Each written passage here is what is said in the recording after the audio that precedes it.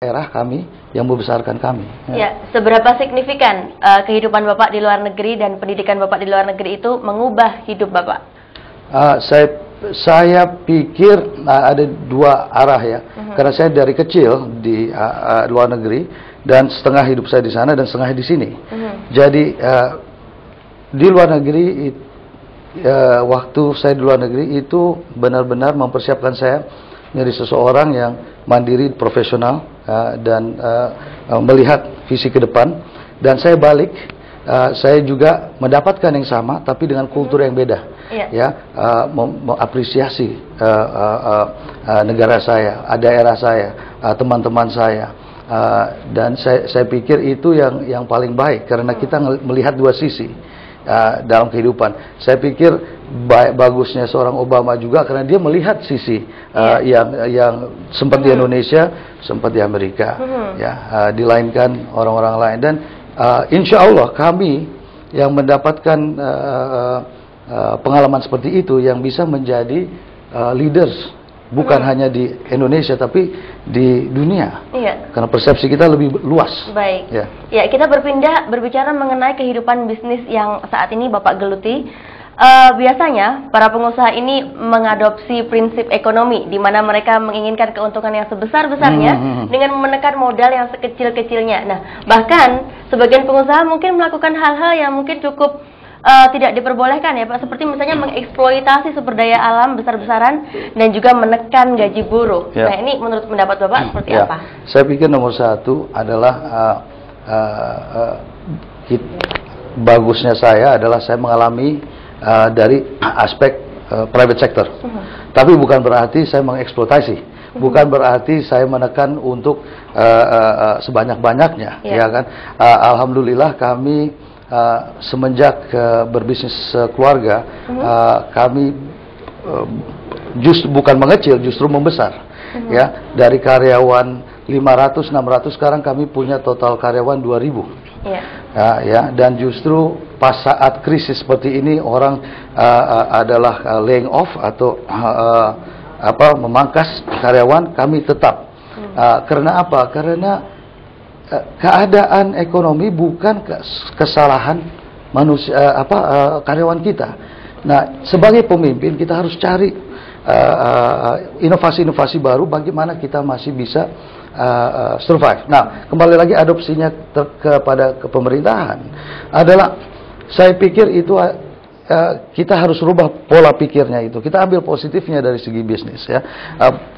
Segi positifnya adalah bagaimana kita bisa merangkul investasi, bagaimana kita bisa memaparkan investasi yang baik ya gitu. Baik, itu tadi dari segi kuantitas Pak, banyak sekali pekerja yang dimiliki. Kalau dari segi kesejahteraannya? Iya, alhamdulillah juga bahwa kami tidak kalah dan ikut meningkat dengan keperluan kesejahteraan rakyat kita ya. Dan kami tidak besar-besaran, tapi cukup ya. Jadi dari segi itu. Iya, kita tahan dulu Pak. Kita akan lanjutkan usai jeda pariwara berikut. Dan pemirsa, dorongan apa yang membuat Bapak Emil Abeng ini mau terjun ke dunia politik dari suksesnya seorang pengusaha? Sesaat lagi hanya di Parasanganta.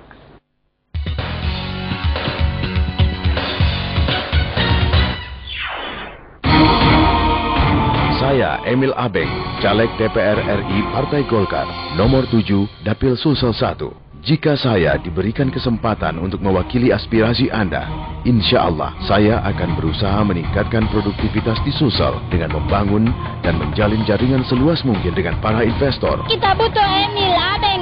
Tidak ada lain pilihannya adalah Emil Abeng. Saya percaya Emil Abeng mampu membawa investor ke Sulawesi Selatan. Saya, Emil Abeng, akan berjuang bersama Anda di DPR RI.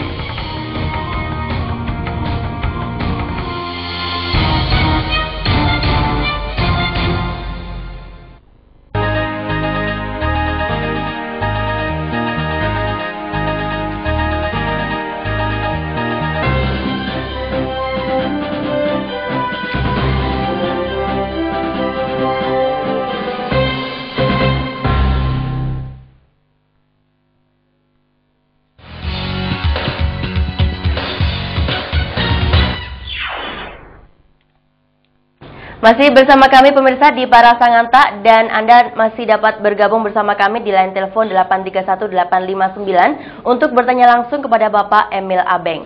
Nah Bapak, kembali kita melanjutkan. Jadi ini sudah bisa dibilang bahwa sebagai pengusaha Bapak sudah terbilang sukses. Dalam karir di bidang organisasi juga cukup sukses, dan keluarga pun juga demikian. Nah, mengapa ini lantas Bapak memutuskan untuk saya ingin menjadi seorang anggota legislatif di DPR RI ini, Pak? Terus terang, pemutusan bahwa saya ingin masuk ke jenjang legislatif ini sudah ada memang dari dulu. Tapi terus terang saya juga tidak mikir bahwa secepat ini. Terus terang, karena di keluarga kita filosofinya kan sangat mudah. Kita hidup untuk mengabdi, dan selama kita perjalanan kita mengabdi kepada perusahaan orang luar negeri. Kita mengabdi terhadap perusahaan sendiri. Nah, yang kekosongan di dalam hidup kami secara keluarga adalah mengabdi kepada daerah. Alhamdulillah perusahaan kami sudah jalan secara profesional juga. Kami mempunyai karyawan-karyawan dari dalam negeri dan luar negeri pun. Nah, pertimbangan kami adalah sebenarnya sangat tiba-tiba juga. Ayah saya kebetulan pada saat itu ingin juga maju ke jenjang politik, adalah DPD. Dan pada saat itu saya pikir oke, kalau Bapak sudah masuk ke DPD dan sudah tekad untuk membangun daerah, biar saya masih ada waktu untuk bekerja. Tapi karena satu hal, Pak Tanri memang dipanggil lagi oleh negara untuk diberikan tugas untuk membawa investasi dari Timur Tengah ke Indonesia, dan itu terwujudkan kira-kira seminggu yang lalu, yang dia adakan namanya World Islamic Economic Forum. Karena likuiditas keuangan dunia ini sangat susah sekali, dan yang salah satu yang punya itu adalah Timur Tengah, ya, salah satu. Nah, Timur Tengah ini tidak mungkin hanya mau ngasih uang saja. Mereka perlu seorang figur, sosok yang mempunyai integritas dan juga mempunyai jalur untuk menaruhkan investasi-investasi ini. Nah, alhamdulillah saya dengar minggu lalu beliau dapat meraup investasi untuk Indonesia sebesar 4 billion US dollars, ya. Itu jadi cukup signifikan oleh satu orang dalam kurun waktu 3 bulan. Jadi memang itu spesialisasinya dia. Nah, yang kurang adalah dari keluarga, komitmen keluarga belum ada yang bisa atau sempat membantu daerah.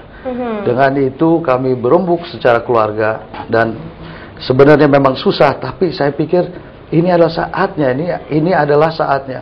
Di umur 39, saya insya Allah masih diberikan kekuatan dan ambil pengalaman yang ada untuk kembali ke daerah, membangun daerah. Dorongan untuk mengabdi kepada daerah, ya Pak, ya? Betul. Baik, kita lihat dulu apa pendapat dari pemirsa Makassar TV berikut. Selamat malam. Selamat malam. Selamat malam. Anda telah terhubung dengan Parasanganta. Selamat malam.